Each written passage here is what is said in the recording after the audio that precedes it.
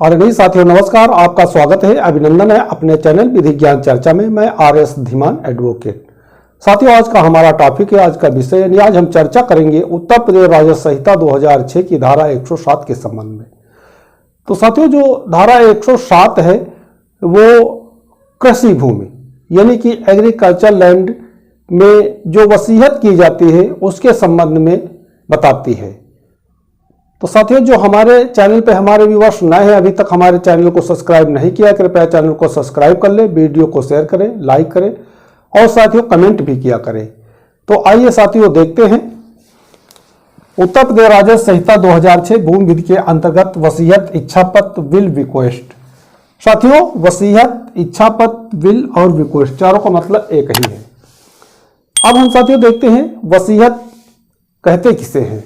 जब कोई व्यक्ति अपनी संपत्ति का अपनी इच्छा अनुसार बिना प्रतिफल के कोई उत्तराधिकारी नियुक्त करता है तो उसे हम वसीयत कहते हैं। अब साथियों देखते हैं वसीयत जो धारा 107 है वो केवल कृषि भूमि पर लागू होती है और जो गैर कृषि प्रॉपर्टी है, संपत्ति है किसी प्रकार की, उस पर धारा 107 लागू नहीं होती है। अब हम देखते हैं धारा 107 के उपधारा के संबंध में। उपधारा 1 में बताया गया है कि उपधारा 2 के उपबंधों के अधीन रहते हुए संक्रमणीय अधिकार वाला भूमिधर किसी जोत में अपने हित का इच्छापत्र द्वारा वसीयत कर सकता है। तो साथियों, उपधारा 1 को समझने के लिए पहले हम उपधारा 2 को समझेंगे, तब उपधारा 1 हमारी समझ में आ जाएगी। तो अब हम देखते हैं उपधारा 2, अनुसूचित जाति या अनुसूचित जनजाति से संबंधित संक्रमणीय अधिकारों वाले किसी भूमिधर के संबंध में धारा 98 और धारा 99 के उपबंध वसीयत किए जाने के निमित्त उसी प्रकार से लागू होंगे जैसा कि वे जीवन काल में अंतरण के लिए लागू होते हैं। यानी कहने का मतलब है, यदि कोई अनुसूचित जाति, अनुसूचित जनजाति का व्यक्ति है तो जो वो बयानामा करता है किसी गैर अनुसूचित जाति के पक्ष में, तो जो नियम, जो उपबंध लागू होते हैं वही उपबंध वसीयत में भी लागू होंगे। कहने का मतलब है, यदि कोई अनुसूचित जाति या अनुसूचित जनजाति किसी गैर अनुसूचित जाति या गैर अनुसूचित जनजाति के पक्ष में वसीयत करना चाहता है तो उसे धारा 98 और 99 के अंतर्गत DM से अनुमति यानी परमिशन यानी अनुज्ञा लेने की आवश्यकता होती है। अब हम देखते हैं उपधारा 3। इस धारा के अधीन प्रत्येक इच्छा पत्र किसी विधि, रूढ़ि या प्रथा के किसी बात के होते हुए भी लिखित रूप में और 2 साक्षियों द्वारा अनुप्रमाणित होगा और रजिस्ट्रीकृत किया जाएगा। कहने का मतलब है, इस धारा के अधीन प्रत्येक इच्छा पत्र यानी कि जो भी इच्छा पत्र है किसी रूढ़ि, प्रथा या विधि के किसी बात के होते हुए भी लिखित रूप में, यानी कि जो भी वसीयत, इच्छा पत्र, विल, रिक्वेस्ट होगा वो किसी विधि, रूढ़ि, प्रथा के होते हुए भी वो लिखित रूप में और 2 साक्षियों द्वारा अभिप्रमाणित होगा और रजिस्ट्री कृत होगा। यानी कि रजिस्ट्री का अधिनियम 1908 के तहत रजिस्ट्रीकृत होगा।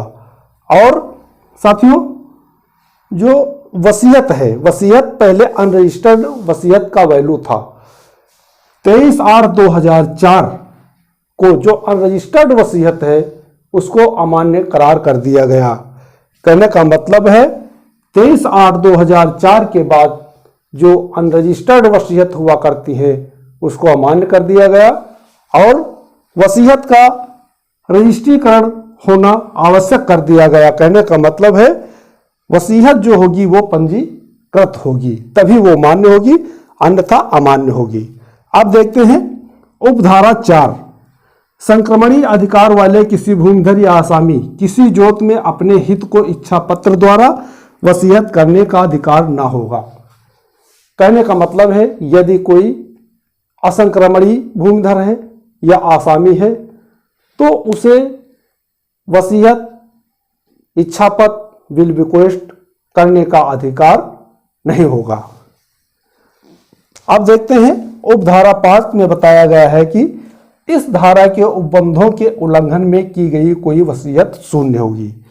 यदि जो उपधाराएं बताई गई हैं इस धारा के उपबंधों, यानी जो उपबंध बताए गए हैं धारा 107 में जो उपबंध बताए गए हैं उनके उल्लंघन में कोई वसीयत यदि कर दी जाती है तो वसीयत शून्य मानी जाएगी। तो साथियों एक बार फिर देख लेते हैं। उत्तर प्रदेश राजस्व संहिता 2006 भूमि विधि के अंतर्गत वसीयत, इच्छापत्र, विल बिक्वेस्ट जिसे हम कहते हैं, हमने ये भी जान लिया कि वसीयत किसे कहते हैं, इच्छा पत्र किसे कहते हैं, और धारा 107 कहाँ पे लागू होती है, किस प्रकार की भूमि की वसीयत होती है, तो धारा 107 लागू होती है। जो एग्रीकल्चरल लैंड है यानी कि कृषि की भूमि है उसकी यदि वसीयत होती है तो धारा 107 लागू होगी। और इसमें हमने देखा कि उपधारा 1, उपधारा 2 और उपधारा 3, उपधारा 4, उपधारा 5 के संबंध में। तो हमें साथियों पूरा विश्वास है कि आप समझ गए होंगे उत्तर प्रदेश राजस्व संहिता 2006 की धारा 107 के संबंध में कि धारा 107 में किस प्रकार की वसीयत का किया जाना बताया गया है और किस प्रकार की वसीयत अमान्य होगी यदि असंक्रमणीय भूमिधर या आसामी द्वारा वसीयत कर दी जाती है तो वसीयत अमान्य होगी। और जो अनुसूचित जाति या अनुसूचित जनजाति का व्यक्ति है यदि वसीयत गैर अनुसूचित जनजाति या गैर अनुसूचित जाति के पक्ष में करना चाहता है तो उसे डीएम की अनुमति की आवश्यकता होती है।